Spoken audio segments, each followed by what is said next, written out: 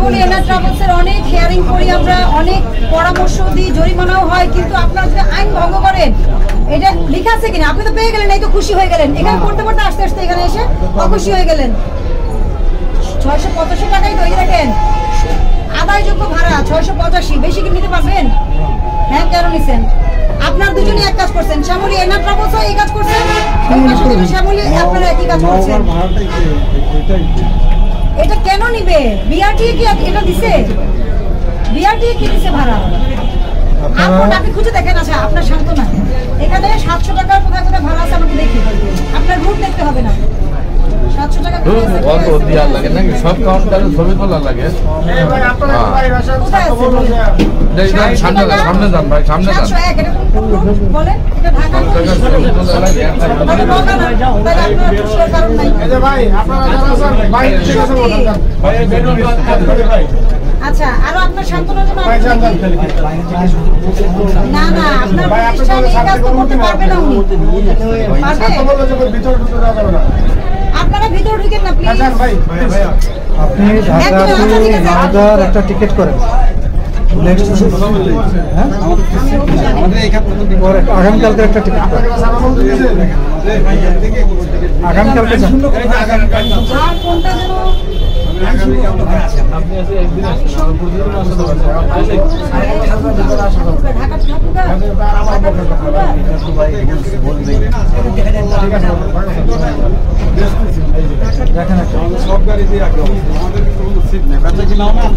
আজকে তো 700 বিক্রি করছি, আমরা বেচি নাই। কে বেচছে? আমাদের কল্যাণপুরের দিকে আমরা তো বেচি। আরে কল্যাণপুর মানে তো আপনি মানে কল্যাণপুর মানে শ্যামলী এনার সংস্থা তো আপনার প্রতিষ্ঠান, তো শ্যামলী এনার আপনি বা কল্যাণপুর বলে কোনো বিষয় নাই। সারা বাংলাদেশে কিন্তু আপনার এখানে এখান থেকে বিক্রি করেছেন না? আপনারাই তো বিক্রি করেছেন। আরে বিক্রি মানে শ্যামলী এনার ট্রাভেলস করেছে। আপনাদের পরিবহন থেকে বিক্রি করা হয়েছে না? এই টিকিটটা তো আপনার আমাদের এই যে ভাড়াটা আছে, হ্যাঁ, বুঝলাম তো। ওই ভাড়াটা কি সরকার নির্ধারিত ভাড়া?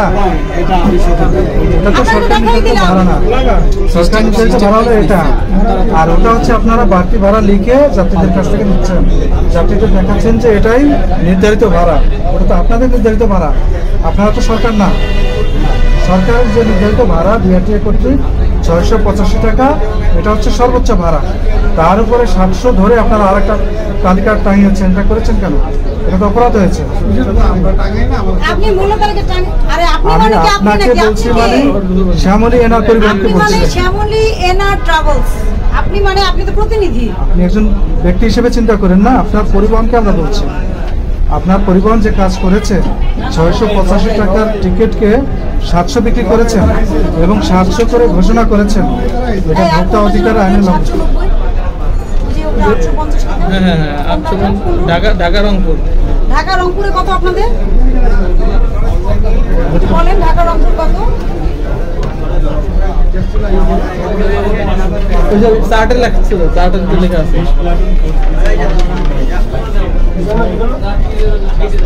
কত বলেন নন এসি?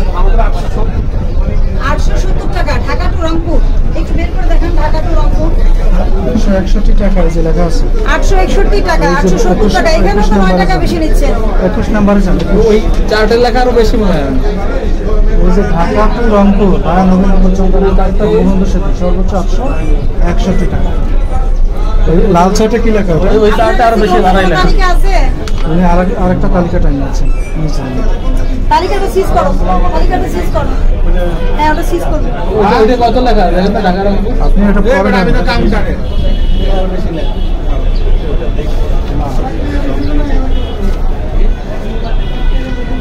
ওটা এখন বাদ দেন। এটা দেন।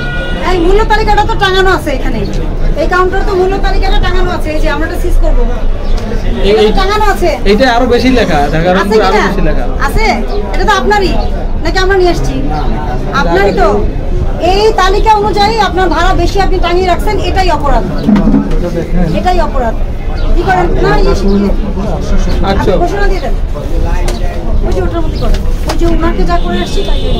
দেখেন আপনার সরকার নির্ধারিত অর্থাৎ বিআরটিএ কর্তৃপক্ষ কর্তৃক নির্ধারিত ভাড়ার চেয়ে আপনি বেশি ভাড়া নিয়েছেন এবং বেশি ভাড়া লিখে একটা মূল্য তালিকা টানিয়েছে, যেটার এখতিয়ার আপনার নাই। এই অপরাধগুলো ভোক্তা অধিকার সংরক্ষণ আইনের 40 ধারা লঙ্ঘন হয়েছে, যেখানে বলা হয়েছে ধার্যকৃত মূল্য অপেক্ষা অধিক মূল্যে পণ্য, ঔষধ বা সেবা বিক্রয় করা যাবে না। যদি করা হয় তাহলে অনধিক 50,000 টাকা অর্থদণ্ড, 1 বছরের কারাদণ্ড বা উভয়দণ্ড হতে পারে। আপনাকে সতর্কতামূলক 10,000 টাকা জরিমানা করছি এবং নির্দেশনা দিচ্ছি যে এই ঈদুল ফিতরে এবং পরবর্তী সময়ে আপনারা সরকার নির্ধারিত বিআরটিএর ভাড়ার চাইতে 1 টাকাও বেশি নেবেন না।